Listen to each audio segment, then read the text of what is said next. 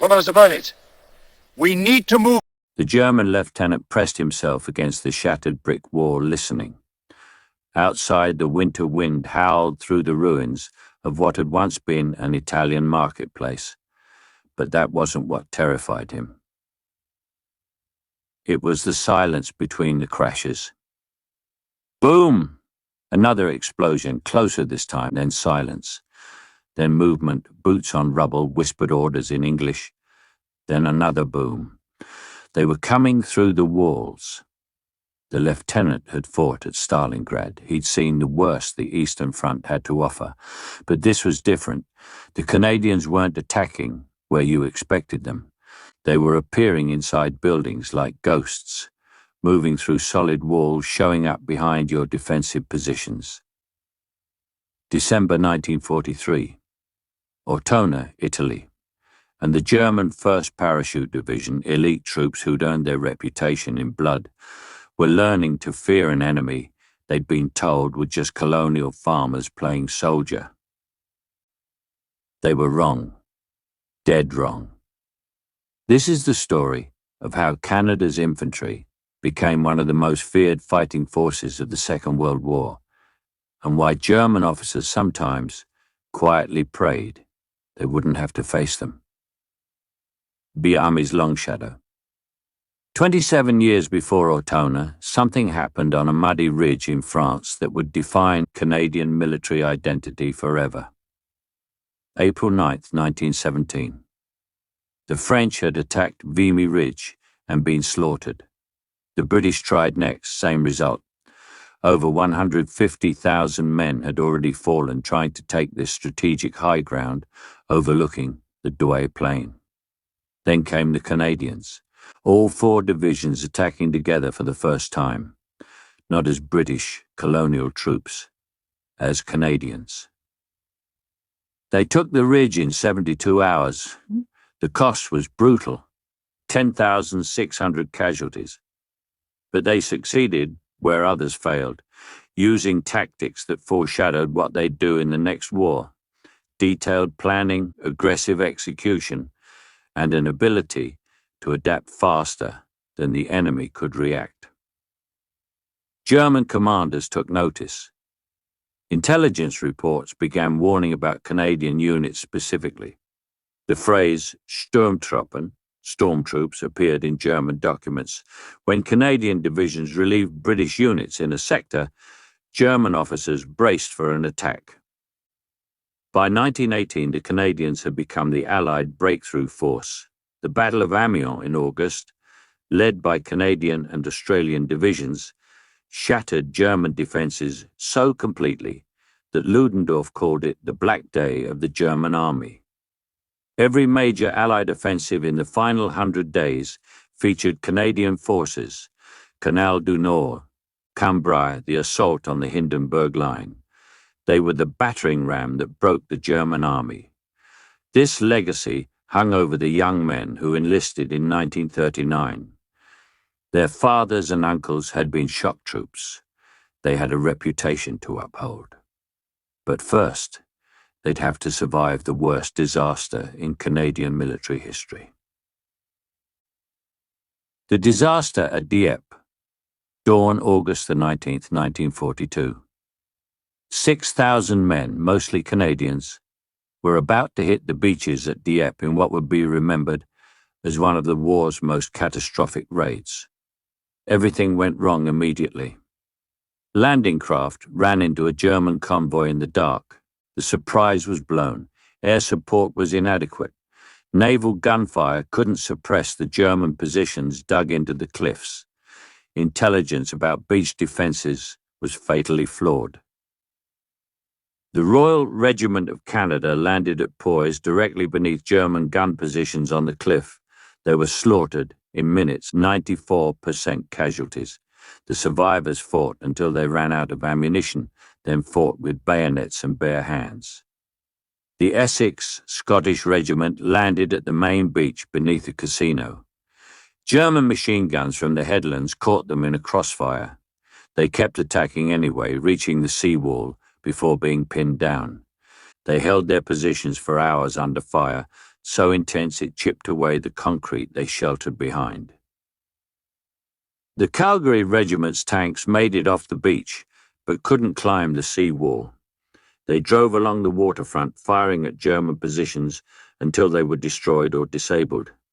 Tank crews that survived kept fighting from their immobilized vehicles. 9 hours after it began, the raid ended. 3,367 Canadian casualties, 907 dead, 1,946 prisoners. Dieppe was a tactical disaster. The planning was flawed, the execution worse, but something else happened on that beach that the Germans noticed and filed away. The Canadians didn't break. Units that should have surrendered when the situation became hopeless kept fighting. Men with no chance of survival chose to die fighting rather than give up. Wounded soldiers crawled back to their weapons. A German after-action report noted, the enemy showed exceptional determination. Many positions had to be eliminated individually. Surrender came only after ammunition was exhausted or the position became untenable. This wasn't stupidity, this was character. The Canadians at Dieppe established something fundamental about themselves. They didn't quit, even when quitting was the rational choice. The survivors of Dieppe would carry those lessons to Italy, and they would teach the Wehrmacht what happens when you give determined soldiers proper planning and support. Sicily, the awakening now. July the 10th, 1943. The 1st Canadian Infantry Division stormed ashore in Sicily as part of the Allied invasion of Europe. This time, everything was different. Proper planning, adequate support, clear objectives, and soldiers who'd learned from Dieppe's mistakes. The Canadians moved through Sicily with a speed and aggression that surprised everyone. When the American 45th Division bogged down at Piazza Armerina, the Canadians swung around them and kept advancing. They didn't wait for permission. They saw an opening and exploited it. German defenders noted this immediately. These weren't the cautious British or the methodical Americans. The Canadians attacked at night. They infiltrated defenses instead of confronting them head-on. They moved faster than German commanders expected. At Grammichel, Canadian reconnaissance units engaged German paratroopers, elite troops from the 1st Parachute Division. The paratroopers expected the Canadians to probe and withdraw, waiting for artillery support. Instead, the Canadians attacked immediately, at night, getting so close. The German artillery couldn't support their infantry without hitting their own men. The close-quarters fighting lasted 3 hours. The Germans withdrew. A captured German officer said something that would be repeated throughout the war.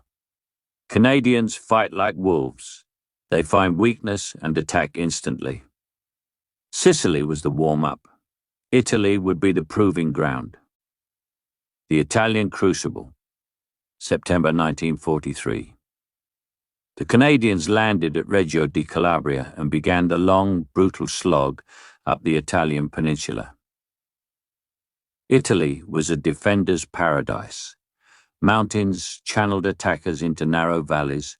Rivers became obstacles. Every ridge offered a new defensive line. The weather turned roads into rivers of mud, and the Germans were masters of defensive warfare. The 1st Canadian Division fought through the Moro River, San Leonardo, the Hitler Line. Each battle was a small nightmare, German positions dug into hillsides, machine guns covering every approach, artillery pre-registered on every obvious attack route. The Canadians developed a reputation for night attacks and infiltration. They'd send small patrols to find weak points, then exploit them with company or battalion strength assaults before the Germans could react.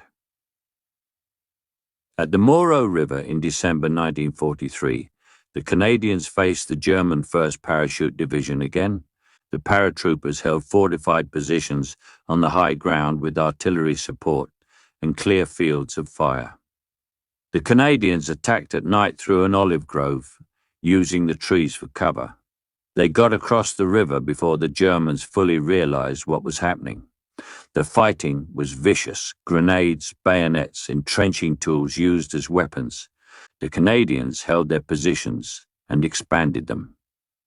A German paratroop commander wrote, "These are not the British we fought in North Africa. The Canadians attack with a ferocity that is difficult to counter.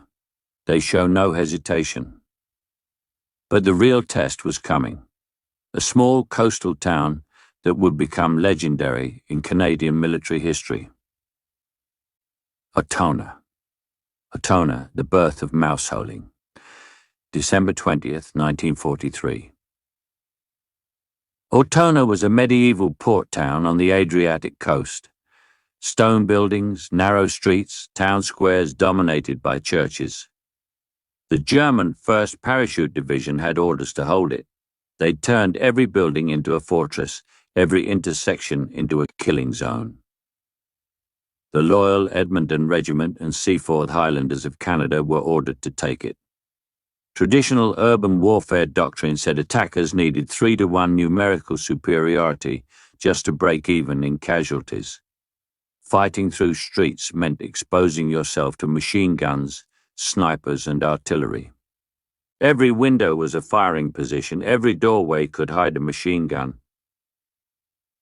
The Canadians found another way. A combat engineer captain had an idea. Instead of fighting through the streets, go through the buildings themselves. Use explosives to blow holes in shared walls. Move from building to building without ever exposing yourself to street-level fire. They called it mouseholing. The technique was brutally simple. Engineers would blow a hole in a wall, infantry would throw grenades through, then rush in. They'd clear the building room by room, then blow another hole to the next building. The Germans could hear them coming. The explosions were impossible to miss, but they couldn't stop them. By the time German machine guns repositioned to cover the new breach, the Canadians were already past them, inside the next building. A Canadian sergeant described it. "You'd work your way through an entire block and never see daylight. The Germans knew you were coming but couldn't get a clear shot. It drove them crazy." The fighting in Ortona lasted 8 days. The Canadians lost 2,300 men, but they took the town, building by building, block by block. The Germans started calling it Little Stalingrad. A German soldier's diary entry read, "This is not warfare, this is slaughter. They come through walls like demons. You hear the explosion, then they're inside with you. Ortona is hell itself." The German 1st Parachute Division, one of the Wehrmacht's elite units, was shattered. They'd never encountered anything like the Canadians' approach to urban warfare. But Ortona cost the 1st Canadian Division so heavily that they needed months to refit.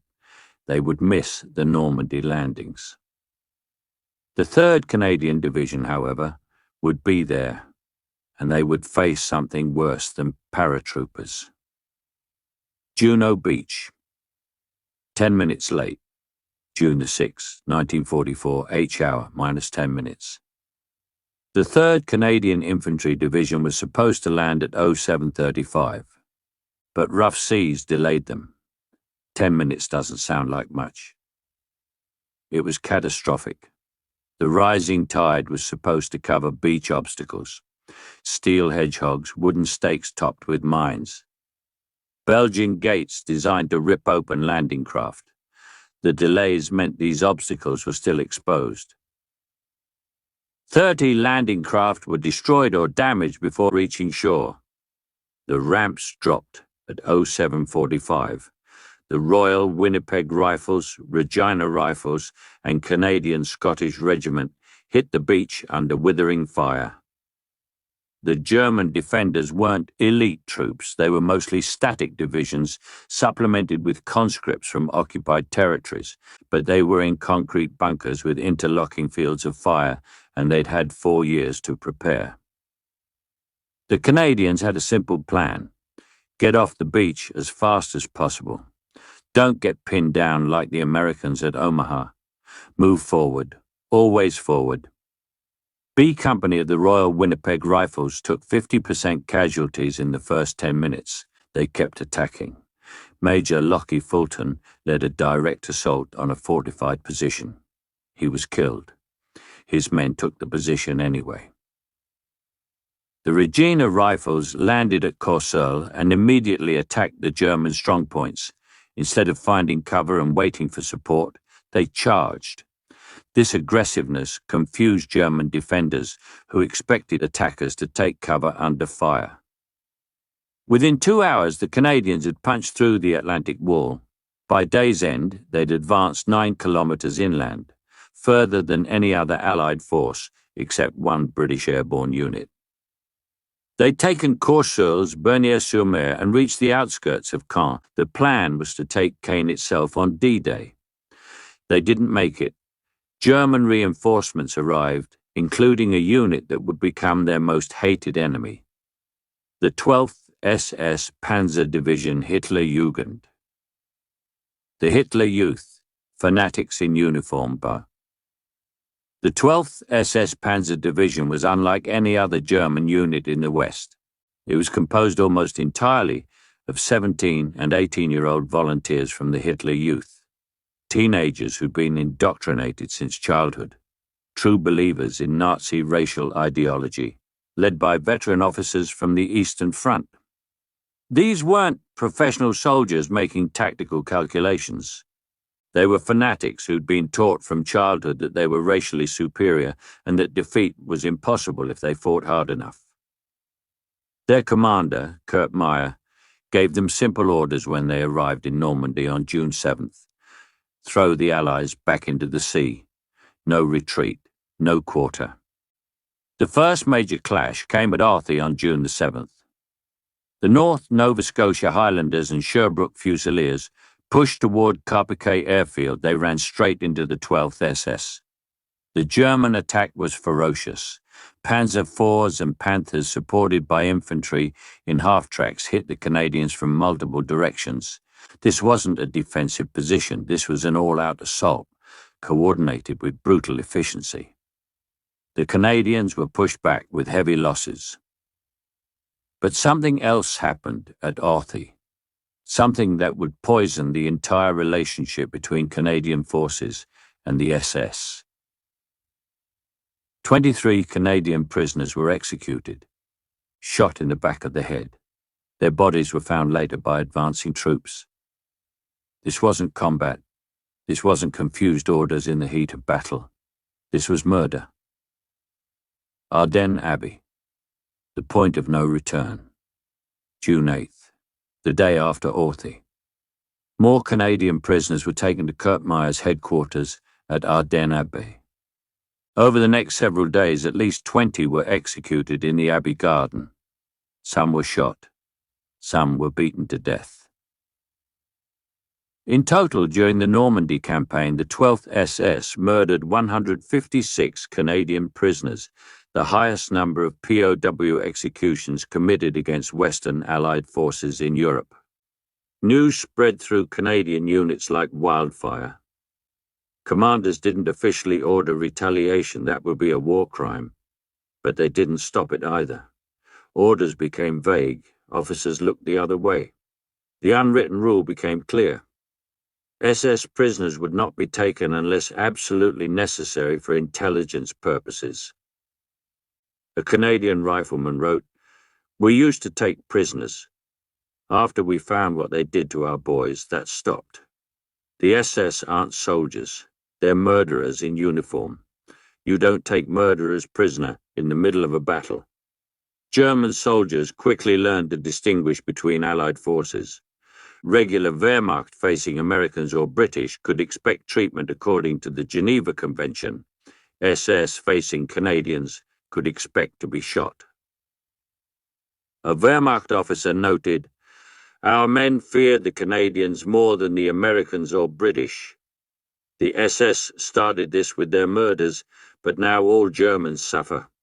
The Canadians have become absolutely ruthless." The murders at Ardenne Abbey created a spiral of violence. The 12th SS fought fanatically because they believed in their ideology and feared capture. The Canadians fought with cold fury because they'd seen what the SS did to prisoners. Neither side expected mercy. Neither side offered it. Verrières Ridge. The bloodiest day. July 25th, 1944. The Canadians were ordered to take Verrières Ridge, high ground south of Caen that would give observation over German defensive lines. The plan was insane. The Black Watch Regiment would attack across open ground in daylight, with limited artillery support, straight at positions held by the 1st SS Panzer Division. Every officer who saw the plan knew it was suicide. They attacked anyway. 315 men advanced across a wheat field. German machine guns, anti-tank guns, tanks, and mortars opened fire simultaneously. The Black Watch was annihilated. 123 killed. 101 wounded. In a few hours, the regiment ceased to exist as a fighting unit. July 25th was the single bloodiest day for the Canadian Army in World War II. 1,500 casualties across all units. But even in this disaster, the Germans noted something disturbing. The Canadians didn't break. Units that should have routed stayed and fought. Wounded men crawled back to their positions. A German commander reported, "We inflicted catastrophic losses." By all logic, they should have withdrawn. Instead, they held every meter of ground they'd taken. This is not normal. The Canadians eventually took Verrières Ridge, not through suicidal frontal assaults, but through the infiltration and night attack tactics they'd perfected in Italy. But the bloodshed in Normandy was preparing them for something bigger. The chance to trap and destroy German forces in France. Falaise closing the trap. August 1944, Operation Totalize. After 2 months of grinding combat, the German defensive line finally cracked. American forces broke out at Saint-Lô. Hitler ordered his armies to stand and fight rather than retreat. This created an opportunity. German forces could be trapped in a pocket near Falaise. The Canadian First Army would close the northern jaw of the trap. This meant fighting through the same SS divisions that had murdered Canadian prisoners, now desperately trying to escape. The Canadians attacked at night on August 7th, using a revolutionary tactic. They mounted infantry on tanks and self-propelled guns, creating improvised armoured personnel carriers decades before they became standard. They drove through the German lines in darkness, guided by tracer fire and artificial moonlight created by searchlights bounced off clouds. The Germans were stunned. Large-scale night attacks like this weren't supposed to be possible. The Canadians penetrated 10 kilometers before German commanders understood what was happening. The SS divisions fought back with desperate ferocity. They knew surrender to the Canadians after Ardenne Abbey meant they'd likely be shot. They had to break out or die trying. The fighting was nightmarish. The 12th SS Panzer Division, now a shadow of its former strength, fought delaying actions at every crossroad. Canadian tankers reported SS soldiers attacking tanks with grenades and Panzerfausts at point-blank range in suicide attacks. On August 19th, the Falaise Gap was closed. 50,000 Germans were trapped. Thousands died from artillery and airstrikes. The corridor became known as the Corridor of Death. When it ended, the German 7th Army had ceased to exist. The 12th SS, which arrived in Normandy with 20,000 men, escaped with fewer than 300. A German survivor said, "The Canadians gave us no mercy. If you wore SS insignia, you fought to the death or hid your uniform. They never forgot Ardenne Abbey." The Scheldt, hell on earth. October through November 1944. The Allies needed the port of Antwerp to supply their advance into Germany. Antwerp was captured in September, but the Germans controlled the Scheldt Estuary, the 50-mile waterway connecting the port to the sea. The Canadian First Army was assigned to clear it. This might have been the worst assignment of the entire war. The Scheldt was flooded polders, narrow dikes, and fortified islands. The Germans had deliberately flooded the area, leaving only narrow causeways above water. Every position was fortified with interlocking fields of fire. It was designed to be impossible to attack. The Canadians attacked anyway. Imagine advancing along a dike barely wide enough for two men, water on both sides, German machine guns ahead. Imagine assaulting concrete fortifications through chest-deep water. Imagine amphibious assaults across tidal flats under artillery fire. The Battle of the Breskens Pocket involved the 3rd Division making amphibious landings in flat-bottomed boats called buffaloes. They offered no protection. German machine guns raked them as they approached. Walcheren Island was worse. The Allies bombed the dikes to flood the island. This meant Canadian troops assaulted fortified positions through chest-deep freezing water. In November, a rifleman from the Regina Rifles. You'd wade for hours. Your feet went numb. You couldn't feel your legs. Then a mortar exploded near you and you had to move faster, but you couldn't because you couldn't feel anything. That was the closest to hell I'll ever get. The Scheldt campaign lasted 5 weeks, 6,367 Canadian casualties. But they cleared the estuary. On November 28th, the first convoy reached Antwerp. A captured Wehrmacht officer. We were in concrete bunkers with artillery support surrounded by water. We thought it couldn't be taken. Then the Canadians came through chest-deep water under fire and kept coming. You can't stop soldiers like that. The Rhineland Professional Killers, February through March 1945. Operation Veritable. The final push into Germany. The Rhineland campaign would clear German forces west of the Rhine before the final assault into the German heartland. German forces were now a mix of depleted regular units, old men and teenagers in the Volkssturm militia, and die-hard SS still fighting fanatically. They knew they were defending their homeland. Every village became a battlefield. But by 1945, the Canadian Army was a veteran force. They'd been fighting continuously for nearly 2 years. They knew every trick, every tactic, every way to win while minimizing their own casualties. The Reichswald forest fighting was particularly brutal. The 2nd and 3rd Canadian Divisions fought through mines, artillery, and desperate German counterattacks.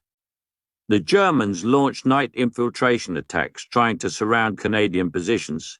The Canadians had perfected defensive tactics, killing zones with interlocking fire, artillery on pre-registered coordinates, willingness to call fire on their own positions if being overrun.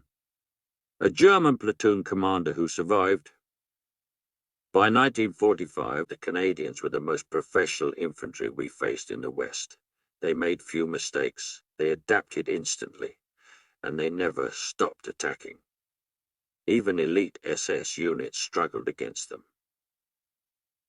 German intelligence specifically warned soldiers about Canadian tactics. Canadian infantry excels at night attacks, infiltration, and close combat. They show exceptional initiative at all levels. They are highly aggressive and should be considered elite assault troops. Why the Germans feared them? So why specifically the Canadians? Why not the Americans with superior resources? Why not the British with more experience? The answer is psychology as much as the tactics.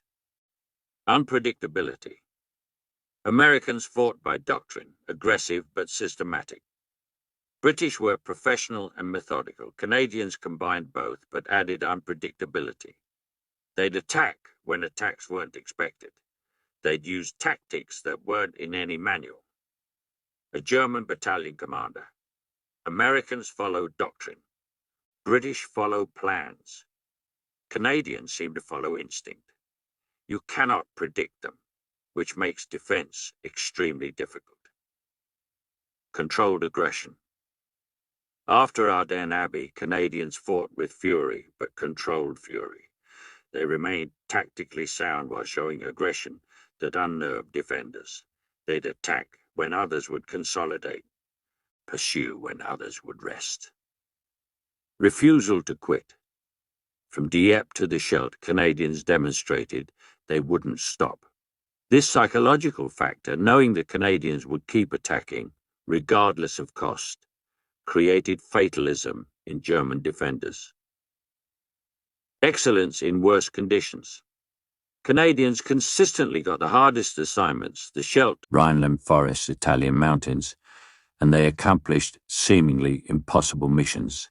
This reputation meant if Canadians attacked your sector, you were in serious trouble. The SS factor. The murderous relationship with SS divisions created a spiral of violence. SS knew they'd receive no mercy, so they fought with suicidal determination. Every battle became absolutely brutal, reinforcing the Canadian reputation for ruthlessness. Liberation of the Netherlands, April through May 1945. Germany was collapsing. Soviets fought in Berlin. Americans raced through southern Germany. But in the Netherlands, German forces still held the western part of the country. The Dutch were starving. The hunger winter of 1944-45 killed over 20,000 civilians. Germans held food supplies hostage, threatening more flooding if attacked. The Canadian First Army was tasked with liberation, carefully, to avoid civilian casualties and German reprisals. This was different warfare. Canadians still fought when necessary, clearing Arnhem, Apeldoorn, and dozens of towns. But they also negotiated, coordinated food drops to starving civilians, avoided all-out assaults. When Germans in the Netherlands surrendered on May 5, 1945, the Dutch erupted in celebration. Canadian soldiers were mobbed, flowers thrown, flags waved, girls kissed every Canadian they could find. This created a bond that continues today. Every year, the Netherlands sends 20,000 tulip bulbs to Canada. Princess Margaret was born in Ottawa in 1943. Canada temporarily declared the hospital room extraterritorial, so she'd have only Dutch citizenship. But the relationship goes deeper. The Dutch saw both sides of the Canadian soldier, the ruthless warrior who fought SS with cold fury, the liberator who shared rations with starving children. The Reckoning. After the war, Kurt Meyer was the only senior SS officer tried by Canadian courts for war crimes. He commanded the 12th SS and was directly responsible for Ardenne Abbey. The trial revealed everything. Testimony from survivors, German witnesses, forensic evidence. The 12th SS had systematically murdered Canadian prisoners throughout Normandy. Meyer was convicted and sentenced to death. Controversially, it was commuted to life imprisonment. He was released in 1954. Many Canadian veterans were outraged. They felt justice wasn't served. The murders had sparked violence, costing thousands of lives on both sides. But Meyer's conviction established something important. War crimes would be prosecuted. Following orders wasn't a defense. Even elite units weren't above the law. The legacy. Consider the numbers. Canadian population in 1939, 11 million. Canadians who served, over 1 million, nearly 10% of the population. Canadian casualties, 42,042 killed, over 55,000 wounded. For a country of 11 million to field an army playing crucial roles in Italy, Normandy, the Scheldt and Netherlands liberation, while contributing to the air war and Battle of the Atlantic, was remarkable. German military assessments consistently rated Canadian infantry among the best Allied forces, not propaganda, professional military evaluation. The Canadian soldier of World War II was forged from several elements. The legacy of Vimy Ridge and the Great War. They had a reputation to uphold. The tragedy of Dieppe. Survivors learned hard lessons about planning and the cost of failure. The murders at Ardenne Abbey. This transformed professional aggression into personal fury. The brutal campaigns in Italy, Normandy, the Scheldt, Rhineland. Each battle created a more formidable force. By 1945, German intelligence specifically warned troops about Canadians. When German soldiers learned Canadians were attacking their sector, morale dropped. The fear wasn't irrational. It was based on hard experience. The Canadians had earned their reputation through blood, determination, and tactical excellence. Ordinary men, extraordinary circumstances. But remember, the fearsome Canadians weren't mythical warriors. They were teenagers and young men from farms, cities, and small towns, French-speaking Quebecois and English-speaking Ontarians, recent immigrants and multi-generation Canadians. They got scared, made mistakes, died in terrible ways, watched friends die, suffered exhaustion, disease, trauma. What made them fearsome wasn't superhuman ability. It was ordinary men doing extraordinary things because the situation demanded it. The veteran of Ortona who fought through walls wasn't fearless, he was terrified. But he did it because his squad counted on him. The soldier at Juno Beach who ran toward German machine guns wasn't seeking glory. He was trying to survive, but he kept moving because stopping meant dying. The infantryman wading through freezing Scheldt water wasn't immune to cold or fear. He suffered like everyone, but he kept going because the job had to be done. That's what made them formidable, not supernatural abilities or fearlessness. Ordinary men who refused to quit no matter how bad things got. The German lieutenant in Ortona, waiting for Canadians to crash through the next wall, he had every reason to be afraid. Not because Canadians were monsters, though the SS relationship became one of mutual brutality.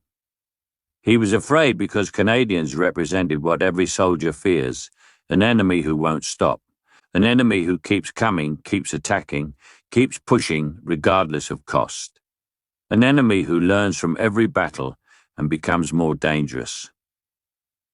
Canadians earned their reputation the hard way, through determination, tactical innovation, and willingness to fight in conditions that would break most armies. From Juno's beaches to the Scheldt's polders, from Ortona's streets to the Rhineland's forests, Canadian infantry proved themselves again and again. They weren't perfect. They made mistakes. They paid terrible prices. But when German commanders chose which Allied force to face, many preferred not to face Canadians. That's not propaganda, not mythology. That's historical fact. The Canadians in World War II became what their fathers were in World War I. Shock troops, stormtroopers, the soldiers you send when the job absolutely must be done, no matter how impossible it seems. The devils in khaki.